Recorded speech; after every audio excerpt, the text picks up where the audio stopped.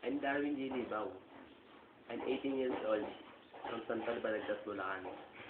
Graduate of Information Technology and Management at Our Lady of Manawag, Montessori College.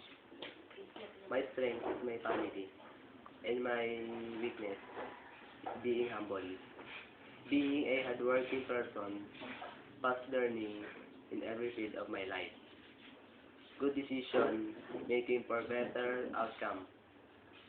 A good leader followed by good welfare. For my subordinate, and lastly, good feeling at the personalities that I have. My summary of qualifications are knowledge in Microsoft Office, including Microsoft Word, Excel, PowerPoint, and Access. I can also operate some programming language like Visual Basic, Visual C++, and even .NET operating system. I can create a video using Movie Maker. I can make a web page using a notepad.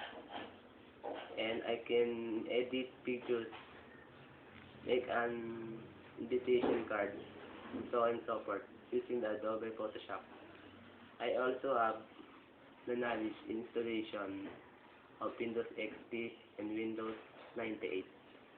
Lastly, I can subscribe you to do internet and connect your PC to the other PC for files and document sharing.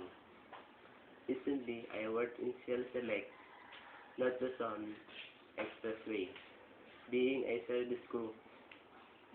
Like in my previous job, I will provide you a good etiquette, punctuality, responsibility, and full effort for continuous success of the company.